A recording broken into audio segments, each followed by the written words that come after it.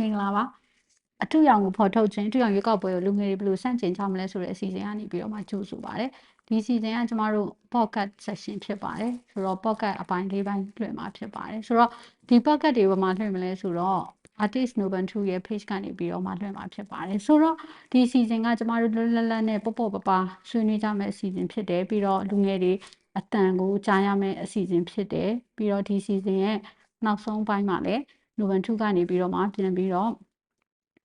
live section နဲ့လူငယ်တွေရဲ့အတန်တွေကိုပြန်ပြီးတော့ reflection လုပ်ပေးမယ်ထင်ဟအောင်ပြန်ပြီးတော့မှလူငယ်တွေရဲ့ခံစားချက်တွေမိခွန်းတွေအဲ့ဒါတွေကိုပြန်ဖြည့်ပေးသွားမယ်အစီအစဉ်လည်းပါတယ်ပေါ့နော်ဆိုတော့ကျမတို့ဒီအစီအစဉ်မှာအထူးသဖြင့်တော့အကြံဖတ်မှုအကြောင်းတွေပြီးတော့မုန်းပြားရည်နဲ့ပတ်သက်ပြီးတော့ကျမတို့မပြောဘူးလွတ်လွတ်လပ်ဆွေးနွေးကြမယ်ပြီးတော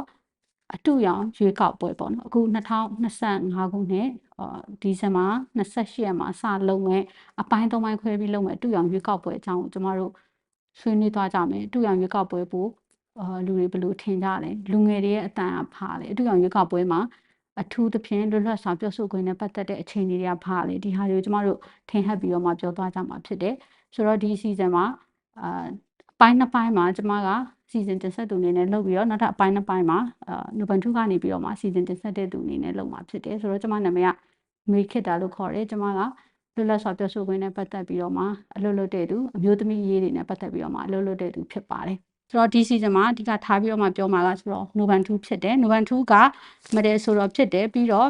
့လွတ်လပ်စွာပြောဆိုခွင့်တွေပြီးတော့ justice တရားမျှတမှုတွေနဲ့ပတ်သက်ပြီးတော့မှအလုပ်လုပ်နေတဲ့သူတယောက်ဖြစ်တယ်ဆိုတော့ Noban 2မိတ်ဆက်ပေးပါဦးဟုတ်ကဲ့မင်္ဂလာပါကျွန်တော် Noban 2ပါအခုလက်ရှိကတော့ကျွန်တော်တို့ကပြည်စစ်ဖက်နဲ့အောက်မှာမနေချင်တဲ့ပြည် artist လို့ပဲအသုံးပြုရမှာပေါ့ကျွန်တော်တို့ art တွေထက်လုပ်တယ်ဒီမှာကျွန်တော်ကျွန်တော်တို့ရဲ့ River Dog ကိုစားပြုတယ်ပေါ့နော်ဒေါ်လာခွေးလို့မြည်ရတယ်ပြီးတော့လူငယ်တွေနဲ့တသားနဲ့နေတယ်လို့ပဲပြောလိုက်ချင်ပါတယ်ဒီလောက်ပါဟုတ်ကဲ့ကျေးဇူးပါအဲ့တော့ဒီ season ကကျွန်မအရှိမမိတ်ဆက်ခဲ့တယ်လို့ပဲသူကအပိုင်းအဓိကအပြင်၄ပိုင်းထုတ်လွှင့်မယ်ပေါ့နော်ပြီးတော့ဒီ season ရဲ့နောက်ဆုံးမှာအပိုင်း9ပေါ့လေအပိုင်း9အနေနဲ့ကတော့ကျမတို့ဆွေးနွေးပွဲတွေမဟုတ်တော့ဘဲねကျမတို့လူငယ်တွေအတန်တွေကိုကြားတဲ့အစီအစဉ်ဖြစ်တယ်အဲ့ဒီ season မှာတော့အပိုင်း9မှာတော့ Noban 2ကနေပြီးတော့မှသူ့ရဲ့ page ကနေပြီးတော့မှ live လွှင့်ပြီးတော့ပြောမှာဖြစ်တယ်ပေါ့နော်ဆိုတော့ဒီ season ကိုအဓိကပြောတဲ့အခါမှာကျမတို့အပိုင်း9အကြောင်းကိုလည်းကျွန်မနည်းနည်းလေးထည့်ပြောချင်တယ်ပေါ့နော်ဆိုတော့အပိုင်း9ကဘာလဲဆိုတော့အပိုင်း9ကကျွန်မတို့ဒီ season ၄ခုပြောသွားတဲ့အချိန်မှာတူအောင်ရွေးကောက်ပွဲနဲ့ပတ်သက်ပြီးပြောသွားတဲ့အချိန်မှာလူငယ်တွေရဲ့အတန်တွေလူငယ်တွေရဲ့ခံစားချက်တွေရှိခဲ့မယ်ဆိုလို့ရှိရင်ခုနက Noban 2ရဲ့ page အောက်မှာဒီ season လွှင့်နေတဲ့ page အောက်မှာကျွန်မတို့ comment ရေးပေးလို့ရတယ်အကယ်၍ comment ရေးရတာကကိုယ့်ရဲ့လုံခြုံရေးအရာဆိုရင်ရတယ်ဆိုရင် page က message box ကနေပြီးတော့ direct message ပို့ပြီးတော့ကိုယ့်ရဲ့ခံစားချက်တွေပြီးတော့ကိုမြင်တဲ့အမြင်တွေတူအောင်ရွေးကောက်ပွဲနဲ့ပတ်သက်ပြီးမြင်တဲ့အမြင်တွေကိုပြောလို့ရတယ်ပေါ့နော်ဆိုတော့အဲ့ဒီ season မှာဆိုလို့ရှိရင်နောက်ဆုံး season မှာ Noban 2ကနေပြီးတော့ live လွှင့်မယ်ပြီးလို့ရှိရင်ခုနက comment တွေကိုပြန်ပြီးတော့ဖတ်ပြတာ comment တချို့ကိုပြန်ပြီးတော့ဖတ်ပြတာပြီးတော့တချို့ comment တွေကိုပြန်ပြီးတော့ reply လုပ်တာတချို့ခံစားချက်တွေကို Noban 2ကပြန်ပြီးတော့ဖတ်ပြတာလေးလည်းနောက်ဆုံး season မှာလုပ်ပြီးမှဖြစ်ပါတယ်ဆိုတာလေးလည်းကျွန်မကြိုးပြီးပြောထားချင်ပါတယ်ဆိုတော့ကျမတို့အထူးကြောင့်ရွေးကောက်ပွဲအကြောင်းပြောကြတော့မယ်ပေါ့နော်ဆိုတော့ကျမဒီ season မှာပထမအဦးဆုံး section လေးဖြစ်တော့အချက်လက်လေးတွေနည်းနည်းပြောချင်တယ်ပေါ့နော်ဆိုတော့တူရောင်ရွေးကောက်ပွဲ sham election လို့ပြောရင်အားလုံးအခုတော့စစ်ကော်မရှင်ကစစ်အုပ်စုကနေပြီးတော့အပိုင်း3ပိုင်းနဲ့လုပ်ဖို့အစီအစဉ်ရှိရဲအဲ့ဒါကဒီဇင်ဘာ28ရက်နေ့ဒီဇင်ဘာ28ရက်နေ့မှာစပြီးလုပ်မယ်ရွေးကောက်ပွဲအပိုင်း1ဖြစ်တယ်ဇန်နဝါရီလ17ရက်နေ့မှာနောက်တစ်ကြိမ်လုပ်မယ်ရွေးကောက်ပွဲအပိုင်း2ဖြစ်တယ်ရွေးကောက်ပွဲအပိုင်း3ကိုတော့ဇန်နဝါရီလကုန်ပိုင်းမှာလုပ်မယ်လို့တော့ပြောထားတာဖြစ်တယ်စစ်အုပ်စုကပြောထားတယ်ဒါပေမဲ့ရွေးကောက်ပွဲကော်မရှင်ကတော့စာရင်းမထုတ်သေးတာဖြစ်တယ်အဲ့တော့ဒီခုမြန်မာနိုင်ငံမှာတနိုင်ငံလုံးမှာရှိနေတဲ့မြို့နယ်အားလုံးရဲ့90%လောက်ပဲရွေးကောက်ပွဲလုပ်နိုင်တာတွေ့ရတယ်ပြီးတော့တနိုင်ငံလုံးနေထားနဲ့ကျမတို့တိုက်ပွဲတွေဖြစ်နေရရှိရပြီးတော့လေကြောင်းတိုက်ခိုက်မှုတွေရှိရဒါကြောင့်မို့ကျမတို့ကထောက်လျှောက်ဒီဟာဒီအတူရောင်ရွေးကောက်ပွဲ Shan election လို့ပြောနေတာဖြစ်တယ်ပေါ့နော်ဆိုတော့ကျမဒီ season လေးကိုစလိုက်ပါမယ်ဆိုတော့စတဲ့အချိန်မှာပထမဆုံးNobanနဲ့စကျင်တာကတူရောင်ရွေးကောက်ပွဲနဲ့ပတ်သက်ပြီးတော့Nobanမှာတချင်းလေးတစ်ပုတ်ရှိရအဲ့ချင်းလေးအကြောင်းရင်စပြောပြမှာပေါ့အဲ့တချင်းကကျွန်တော်2023မှာလုပ်ပြတာပါအဲ့တချင်းကရှင်းပါတယ်ဒီ basic tag ကလုပ်တဲ့ဟာကိုကျွန်တော်တို့အယုံကြည်မရှိဘူးเนาะဒါကဘယ်လိုပဲဖြစ်တာဒီရေကောက်ပွဲဟာတာပါဒီသူတို့လိမ့်လေလေပြားတာတွေဒီတေးကတက်ရှုံမှုတွေဖိနေချုပ်ချက်မှုတွေကိုကျွန်တော်ထပ်ပြီးတော့ဒီခေတ်မှာလာလုပ်လို့မရတော့ဘူးเนาะအကုန်လုံးကြီးကလည်း နိုင်ငံတကာကပဲပြည်ဒါကြီးကိုအတိမတ်မပြုတဲ့ဟာမျိုးဒီကောင်တွေကလည်းထက်ကကြိုးစားတယ်ကျွန်တော်တို့ကလည်းကိုတက်ဆွမ်းတဲ့အမှုပညာနဲ့ကျွန်တော်တို့တစ်ပတ်တစ်လမ်းပါဝင်ရတာပါဒီပေါ်က ကျေးဇူးပါအဲ့တော့ကျမတို့ဒီ season မှာတချင်းလေးနည်းနည်းဖွင့်ပြရင်ကောင်းမှထင်တယ်နော်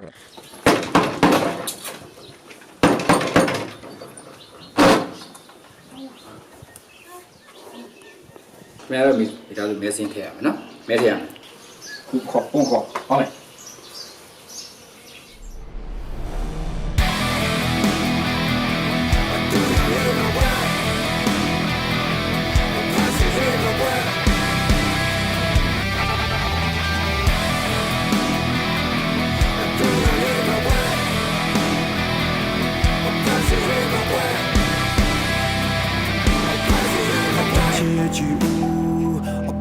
ဥပဒေအောင်မှာကမ္ငေါတင်တော်မူအဖက်စစ်တဲ့ရဲ့ယူကနေနေမှုမှာထက်ခခွေးစမခင်တဲ့မူအချာပြောတဲ့စကားကိုနားယောင်ကြမလားနောက်ကျောကထိုးတဲ့ဓာတ်ကိုစောက်ရှမဲစွာထိုးခံလားကွာတေချစင်စားပြစ်ထားကြလူတို့တဲ့တားရဲ့တီချာတပိမောက်ချဘာကြတဲ့ရေကပွဲတဲ့ဟာတာSosgano no protetta da mia Maria Benzino mi abbia mia Na sonda Contra Kojoma Konyango Toya Hata Para Peme Chemia Butata Na Hemi Lao de Chara Pawa Maria Contra Kojoma Konyango Toya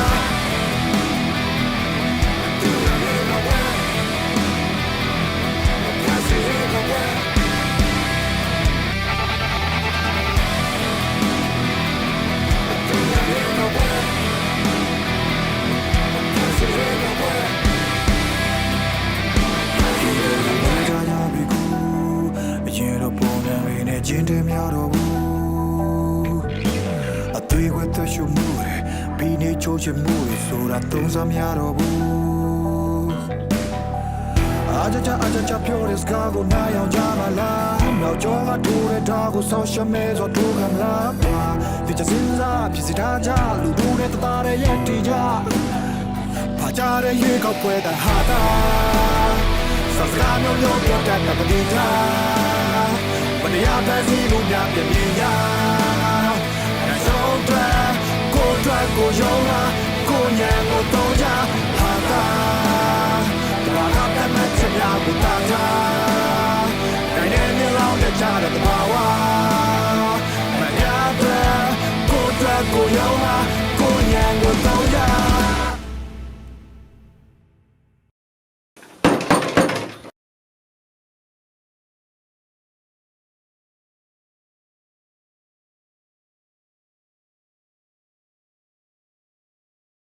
Okay နာဖတ်စစ်ရွေးကောက်ပွဲပေါ့နော် စစ်ရွေးကောက်ပွဲ ဆိုတော့အဲ့ဒီတချင်းကိုပဲနည်းနည်းလေးဆက်ပြောအောင်ပေါ့နော် ဟုတ် ဆိုတော့အဲ့ဒီတချင်း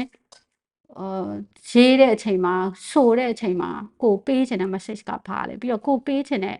ပြိတ္တကဘယ်သူတွေလဲပေါ့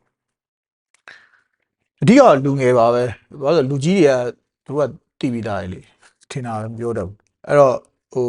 လူငယ်တွေဘာတွေပြောချင်လဲအဲ့လိုပဲဟိုကျွန်တော်တို့စိတ်ထဲကကျွန်တော်မြင်တဲ့ point of view ပေါ့နော်ကျွန်တော်မြင်တဲ့ point of view ကိုကျွန်တော်ကပြောပြတဲ့သဘောပါပဲကျွန်တော်ဒါမျိုးဒီရေကောက်ပွဲဟာတာပဲပေါ့နော်ဒီသဘောတရားပါပဲအဓိကဟိုစော်မဲလုံးပြောတဲ့အကြကြပြောတဲ့စကားကိုနားရအောင်ပါပေါ့နော်ဒီကဒါနောက်ကျောကထိုးမဲ့ဒါပဲပေါ့နော်အဲ့ဒီဟာတွေပဲအဓိကထားပြောတာပါ အဓိကတော့ဒါ23နဲ့ထွက်တာနော်ဆိုတော့23ကျမအဲ့ဒီ music video လည်းကြည့်ပြတယ်လေ music video ထဲမှာဆိုလို့ရှိရင်ဟိုအတင်းအကျက်ပေါ့နော် ဟုတ် မဲပေးခိုင်းတဲ့ဟာမျိုးပုံဖော်ထားတဲ့ဟာမျိုးလည်းကျွန်မတွေ့ရတယ်ပေါ့နော်ဆိုတော့ခု25ရောက်ပြီပေါ့နော်25ရောက်ပြီအခုရွေးကောက်ပွဲလည်းလုပ်တော့မယ်ဆိုတော့အဲ့ဒီအတင်းအကျက်အခြေအနေကိုနှစ်ကြာတဲ့အခါမှာပြောင်းလဲသွားတယ်ထင်လားဒါမှမဟုတ်ပိုဆိုးသွားလားဘယ်လိုထင်လဲ အတင်းချက်ကကျွန်တော်2023မှာသူတို့စူးစမ်းတယ်ဆိုတာအထမမြောက်လာရပေါ့နော်အထမမြောက်လာရဆိုတာကလည်းအဲ့လိုပဲသူတို့အချက်တဲမျိုးစုံသူတို့ကလည်းပို့ပြီးတော့ကျွန်တော်တို့ကဟိုနေမြေစိုးမိုးမှုတွေတိုက်ပွဲပြင်းထန်မှုတွေကနေရာတိုင်းမှာရှိနေတယ်ကျွန်တော်နေမြေဆိုလဲရှေ့မှာမမေတို့ပြောခဲ့လိုမျိုးကျွန်တော်တို့90%လောက်ထိကိုကျွန်တော်တို့ကဒါဟို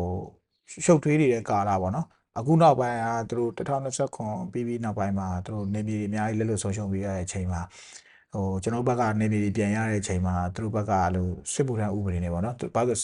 ့သူတို့တွေတက်သေးကိုလည်းဝင်ခိုင်းတဲ့ဝင်ကျင်တဲ့သူလည်းမရှိတော့ဘူးနော်ဒီရုပ်မှမှုတွေကတခြားပိုမြင်လာတယ်လေချောင်းတိုက်ခိုက်မှုတွေလည်းပိုများလာတယ်အများဒီရုပ်မှမှုတွေကိုမျက်ဝါးတင်အားလုံးကလည်းအရင်ခေတ်လိုချင်းထည့်လို့မရဘူးပေါ့ဗျာအဲ့တော့အဲ့ချိန်မှာအခုကျွန်တော်တို့စစ်မှုထမ်းဥပဒေကမနစ်ကတည်းကစရလို့ပြောရမှာပေါ့နော်စစ်မှုထမ်းဥပဒေနဲ့သူတို့စပြီးလူငယ်တွေကိုစပြီးဒုက္ခပေးတာပဲငကိုတွေကဒုက္ခရောက်ပြီးသားပါလို့ပေါ့နော်တစ်စစ်ပူပြီးတော့ကြက်လာတယ်ပေါ့နော်ရက်ကွက်ကနေပထမတော့နေဆက်တွေဆွဲတပြေးနှမျိုးပေါ်ဒီပါဆွဲတယ်နောက်ဆုံးလမ်းမပဲနေရဖြစ်ဘယ်လူငယ်ပါမတည်ရဲလောက်တဲ့ထီကိုလောက်တာပေါ့နော်အဲ့တော့ PR တော့ပူဆိုးလာတယ်ပေါ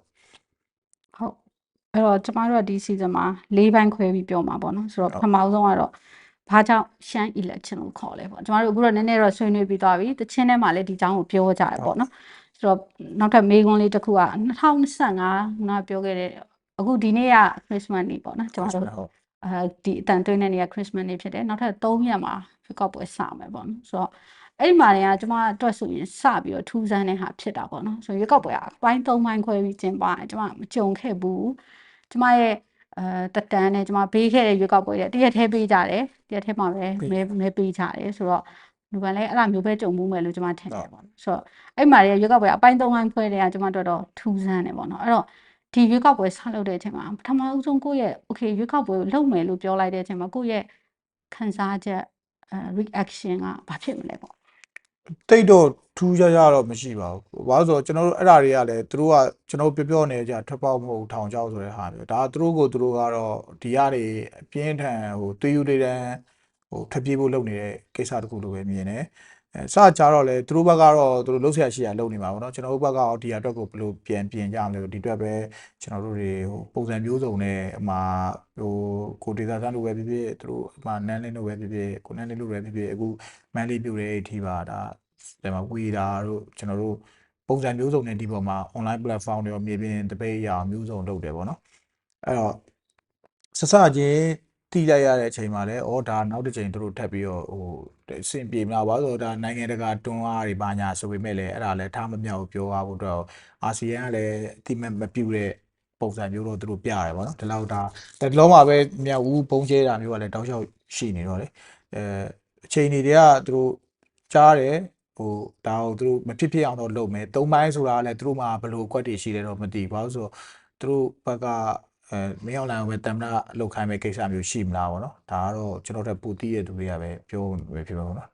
ပုံမှန်မဟုတ်တဲ့ရွေးကောက်ပွဲတော့ဒါဗာလဲကျွန်တော် UN တို့ဘာမှလည်းအဲ့အတန်တွေကထွက်ပြီးသားပဲဆိုတော့လေဟုတ်အဲ့ဆိုတော့ကျမတို့အခုရွေးကောက်ပွဲတွေပေါ့နော်ခုနရွေးကောက်ပွဲအကြောင်းပြောတယ်2025အခုလာမယ့်ရွေးကောက်ပွဲအကြောင်းလည်းတော့ပြောပြီးပေါ့နော်ဆိုတော့အဲ့ဒီမှာရော2025ရွေးကောက်ပွဲလို့ပြောလိုက်တဲ့အချိန်မှာကိုရထင်တဲ့ဟာအကြောင်းလည်းကိုပြောပြီးပြီအဲ့တော့ကိုရဲ့ကိုနားလေထားတဲ့တကယ်စစ်မှန်သောရွေးကောက်ပွဲဆိုတာဘာလဲပေါ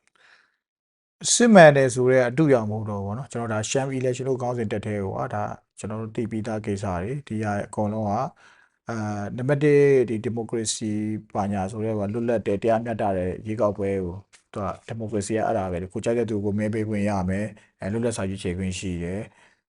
အတင်းကျပ်ဘယ်မှမပေးချင်လည်းမပေးလို့ရတာပေါ့နော်ဒါကျွန်တော်တို့တော့လည်းအသေးအတန်ဖြစ်ခဲ့တာ2010တော့လည်း no vote တွေလည်းရှိတယ်သူကကိုလွတ်လပ်ခွင့်နဲ့ကိုပဲတယ်နော်အဲ့ဒါတွေအကုန်လုံးမရှိတော့ဘဲနဲ့ဒါPR တွေမျိုးစုံနေပေါ့နော်မဲမပေးမနေရတော့အဲ့လိုပေးတဲ့တဲမှာလည်းဘာမှရွေးချယ်စရာတော့ဘယ်ကြိုက်တယ်ဆိုတော့ထားပါတော့ပြည်သူကြိုက်တဲ့ပါတီတွေဘာတွေပဲခေါ်ပေါ့နော်ဒီမှာလည်းပါတီကလည်းအစုံမပါနိုင်ဘူးကျွန်တော်တို့တကယ်နမိတ်တော့မပြောတော့ပါဘူးအဲ့လိုမျိုးပေါ့နော်ဒါစစ်တပ်ကနေလက်ဝေခံထားပေးထားတဲ့ပါတီနဲ့ပဲစုပြီးတော့သူတို့ဟာသူတို့ကိုယ့်အကိုကျွန်တော်ဖဲဝိုင်းအထာနဲ့ဆိုရင်ကိုဖဲကိုချိုးနေပဲရဝေမျှလုပ်နေတဲ့အထာမျိုးပေါ့အဲ့လိုမျိုးတော့မြင်တာပဲဆိုတော့နောက်တစ်ခုပေါ့လေဆက်ပြီးတော့ပြောရလို့ရှင်တော့ဘာကြောင့်လူတော်တော်များများလည်းအခုပြောကြတယ်ပေါ့နော်တိုက်ခိုင်ရစုတွေကလည်းပြောတယ်ခုနပြောသလိုတိုက်ခိုင်ခေါင်းဆောင်တွေအထူးသဖြင့်တော့ဒီနိုင်ငံမှာရှိတဲ့တကယ်ကိုရေးကြည့်တဲ့ပါတီတွေလို့ပြောလို့ရတဲ့ပါတီတွေမပါနိုင်ဘူးပေါ့နော်ဆိုတော့ NLD ကျမတို့ mention လုပ်လို့ရတယ်နောက်တစ်ခုကဒီတိုင်းရင်းသားတွေဘက်မှာဆိုလို့ရှိရင် SNLD ပေါ့နော်ကျွန်တော်တို့ mention လုပ်လို့ရတယ်သူတို့တွေမပါလာနိုင်ဘူးဘာလို့လဲဆိုတော့ရှေ့စင်ဆက်ရွေးကောက်ပွဲတွေကိုကြည့်တဲ့အခါမှာဒီပါတီတွေကပဲတကယ်ကိုရွေးကောက်ပွဲတွေမှာဥဆောင်ပြီးတော့တကယ် landslide ပေါ့နော်တောင်ပြိုကမ်းပြိုကျွန်တော်တို့နိုင်ခဲ့တဲ့ပါတီတွေဖြစ်တယ်ပေါ့နော်ဆိုတော့ဒီပါတီတွေမပါနိုင်ဘူးဒါပေမဲ့ဟို2010မှာလဲတော့လေမပါခဲ့တဲ့ပါတီတွေလည်းတော့ရှိပါတယ်เนาะဒါပေမဲ့ကျမတို့ကအခုကအပြောင်းလဲတစ်ခုဖြစ်တယ်အဲ့တော့လူတော်တော်များများကကျမတို့က sham election လို့ပြောနေကြတာပေါ့နော်အထူးရောင်ရွေးကောက်ပွဲလို့ပြောနေကြတာဆိုတော့ဒီမှာရောလူတော်တော်များများနောက်တစ်ခုလူငယ်တွေကရောဒီဟာကိုအထူးရောင်ရွေးကောက်ပွဲလို့ထင်နေလားလူငယ်တွေမှတ်ချက်ကရောဘာဖြစ်မလဲလူငယ်ပိရိသတ်တွေရဲ့မှတ်ချက်ကရောဘာဖြစ် လူငယ်တွေကလည်းရှင်းပါတယ်ကျွန်တော်လည်းခင်တဲ့တချို့တွေဆိုဒါဂီတလုပ်နေတဲ့လူငယ်တွေအဓိကအထူးသဖြင့် rapper တွေဆိုလဲသူတို့ဟန်တဲ့ဒီအထူးရောင်ရွေးကောက်ပွဲကိုပုံစံမျိုးစုံနဲ့တော်လန်ကြတယ်ဂီတနဲ့ကြွတဲ့ကောင်ဂီတနဲ့တော်တယ်လို့ပကြီးကျွမ်းတဲ့သူတွေကလည်းပကြီးကဏ္ဍကနေသူတို့ပါတယ်ပေါ့နော်အဲ့တော့ဘယ်သူမှလက်မခံအောင်ဆိုတဲ့ကိစ္စကဒါဟိုအထူးတလေပြောစရာတော့မလိုကျွန်တော်ပြည်တွင်းမှာပဲဒါအခက်အခဲချက်တဲ့ကြားတွေကနေအတန်ထွက်ခွင့်မရအောင်နောက်ဆုံးကျွန်တော်တို့ကပြည်တွင်းမှာအများအားကျွန်တော်တို့စဉ်းစားထားရမယ့်အချက်ကဟိုကျွန်တော် VPN တွေ့အောင်ဒီကောင်တွေငွေညှစ်တယ်ဟိုကျွန်တော်တို့ social media မှာအတန်ထွက်လို့မရတဲ့လူငယ်တွေကလည်းကျွန်တော်တို့အတွင်းချိတ်ဆက်ပုံရဆိုရင်တော့ဟိုဒီဟာတော့ဘယ်သူမှတော့မကြိုက်ကြဘူးဒါပေမဲ့အဲ့အတွက်လည်းသူတို့မှထည့်သွင်းစဉ်းစားပုံကလည်းကျွန်တော်တို့ကတော်တော်ခက်ခဲတဲ့အနေအထားတော့ရှိရပါတော့ဒါပေမဲ့ဘယ်သူမှလည်းလက်မခံချင်ပါဘူးဒီလောက်ဟိုရိုင်းစမ်းရုံမှရက်ဆက်တာလေအဲ့ဒါပါပဲဒီမှာ artist တွေအကြောင်းလည်းနည်းနည်းပြောသွားတော့လေဆိုတော့ artist တွေလည်းအမျိုးမျိုးပုံစံမျိုးစုံနဲ့ပြနေကြတာပေါ့နော်ဒါနုကန်ဆိုလဲဒါရှမ်း election ကိုဒါမခံချောင်းပေါ့နော်ဒါပုံစံတစ်ခုဖြစ်တယ်ပေါ့နော်ဒီ pocket ကပုံစံတစ်ခုဖြစ်တယ်အဲ့တော့အခြား artist တွေရောသူတို့ရဲ့အထူးဖြင့်တော့ပြည်တွင်းမှာရှိနေကြတဲ့တချို့သော artist တွေပေါ့နော်ကျွန်တော်အားလုံးတော့မရှိရဘူးတချို့သော artist တွေရောသူတို့ရဲ့လွတ်လပ်စွာထုတ်ဖော်ပြောဆိုခွင့်နဲ့ပတ်သက်ပြီးတော့မှဘာဖြစ်နေကြလဲပြီးတော့ဒီမှာဆိုရင်လည်းကျမတို့ artist တွေကိုဒီရွေးကောက်ပွဲနဲ့ပတ်သက်ပြီးတော့မှစစ်အုပ်စုကနေပြီးတော့မှဥပဒေပြဋ္ဌာန်းလိုက်တာရှိတယ်အဲ့ဒီဥပဒေကနေပြီးတော့မှဖမ်းခံထားရတဲ့သူတွေလည်းရှိရပေါ့နော်ဆိုတော့အဲ့ဒီဖမ်းခံထားရတဲ့သူတွေထဲမှာ artist တချို့လည်းပါတယ်ပေါ့နော်ရုပ်ဆောင်ဘက်ကတွေပါတယ်လည်းပါတယ်အဲ့တော့လွတ်လပ်စွာထုတ်ဖော်ပြောဆိုခွင့်ကိုမပြောနိုင်တဲ့ artist တွေအထူးသဖြင့်လွတ်လပ်ပြောရတဲ့ဂီတတွေမှာရှိနေကြတဲ့ဂီတအမျိုးအစားတွေမှာရှိနေကြတဲ့ artist တွေသူတို့အခြေအနေကိုဘယ်လိုထင်လဲ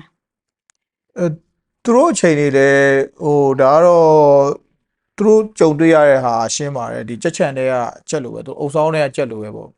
သူလိုပုံပြုလို့ရတယ်ပေါ့ဗျာဘာလို့နှစ်ကာလာကြာလာနဲ့ဗျာကျွန်တော်တို့ကတဖြည်းဖြည်းချင်းပထမကျွန်တော်တို့တက်နိုင်သမျှအပြင်ထွက်ကြဆိုရင်မဲ့အဲ့လိုပေါ့နော်တချို့ကကြောက်လဲလို့ငှဲ့စရာတွေဟိုမျိုးစုံပေါ့ဗျာဟိုသူတို့မှလည်းစဉ်းစားထည့်သွင်းစဉ်းစားတာအများကြီးဘာဆက်လောက်အောင်လည်းမသိပဲနဲ့ဟိုဒီပြိုလဲမှုတန်မှာဟိုချိန်ဆနေရတဲ့အချိန်မှာတစ်ခါလေကြာရင်ပိတ်မိသွားတာမျိုးတွေရှိရပေါ့ဗျာအဲ့ခါကျရင်မတက်နိုင်ဘူးဆိုတာခုနဦးကောင်လေးအောင်ရှင်းပါတယ်ကျွန်တော်တို့ဟို88ကလုပ်ခဲ့တဲ့ဟိုပုံစံတွေပဲပေါ့နော်ဒီလူပညာရှင်တွေကိုဆွဲထုတ်မယ်ပြီးရင်အဲ့လို TV ပြီးသူတို့ရဲ့ဟိုနိုင်ငံပိုင် platform မှာပဲမမဲပေးဖို့လုံစော်တာအဲ့ဒီမှာလည်းရောနေတာပေါ့တချို့ကကြတော့ကိုကျိုးစီးပွားပဲစိတ်ဝင်စားပြီးတော့ဟိုဒီဘသူတေငတေးမှပြီးတော့သူဘသူပဲဘယ်လောက်ရုံမှာဒါပေမဲ့တချို့ကြတော့ဟိုကျွန်တော်ဘက်မှာပဲရက်တယ်တနိုင်တပြားစစ်တက်နဲ့ကင်းအောင်နေတယ်ဟိုမတက်တာတဲ့အဆုံးဟိုပေါ့နော်သူစားဝတ်နေရေးအတွက်လို့ဘားတွေမှာလောက်ဆိုတာမျိုးတော့ရှိတယ်ဒါပေမဲ့အကုန်လုံးယူသူကတသားတည်းဖြစ်သွားအကုန်လုံးဆွဲသွင်းပြီးတော့ TV ဖန်သားပြင်မှာဆွဲထိုင်နေတာသူတို့ထောက်ခံနေပါပြီဆိုတဲ့ဟာဒါ88တည်းလောက်ခဲ့တဲ့အချိုးတွေပဲပေါ့နော်အဲ့ဒါကိုပဲဟိုသူတို့အတွက်ကျွန်တော်ပြောချင်တယ်သူတို့လွတ်လပ်စွာပြောဆိုခွင့်မရအောင်သူတို့လည်းဟိုစေးခံရတာရှိမယ်ဒါကတော့ဟိုချိုးရာကြီးဗျာဟိုကျွန်တော်တို့ထွက်တင်တာထွက်ရမှာပဲချိုးဟာတွေကကျွန်တော်ချိန်စားလို့မရဘူးကိုရီဆိုလဲဒီဘက်ချက်တချို့ artist တွေအများကြီးပါဒီပေါ်မှာကျွန်တော်လက်မခံကြောင်းပြလို့ပဲ2021ထဲကမှတတိယနိုင်ငံရောက်တဲ့သူတွေရှိတယ်အခုတည်းဒီကျွန်တော်တို့ဟို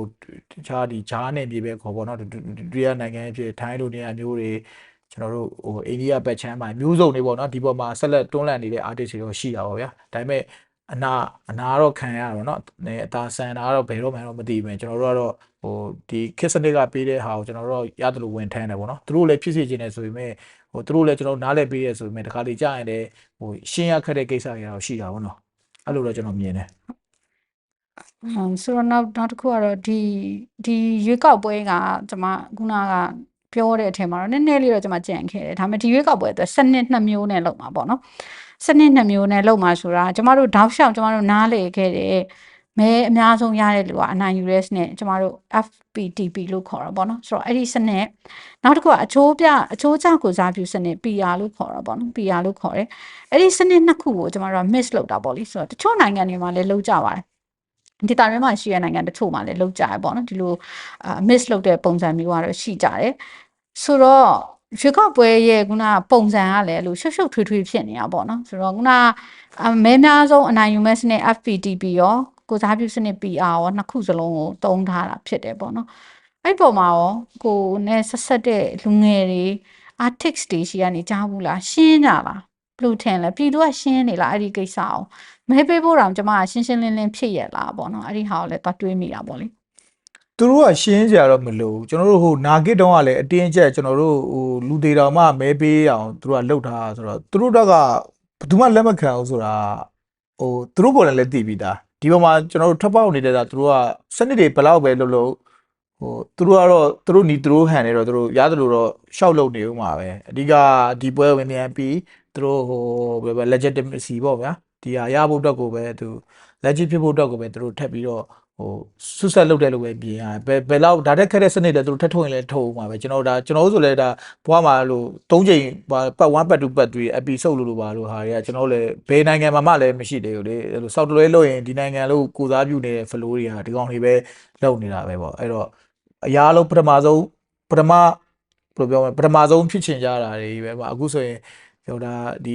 ခစ်တစ်မှာဒါဟိုကျွန်တော်ဟိုကမ္ဘောဒီးယားကမာနီက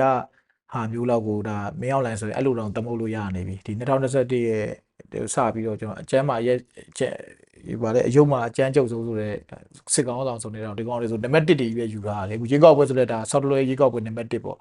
အဲ့လိုမျိုးတော့ကျွန်တော်မြင်တယ်ဟုတ်ဆိုတော့ခုနကပြောတဲ့အထက်မှာလည်းပါသွားတာပေါ့နော်တကယ်ကိုဟိုရက်ဆက်ပြီးတော့မှ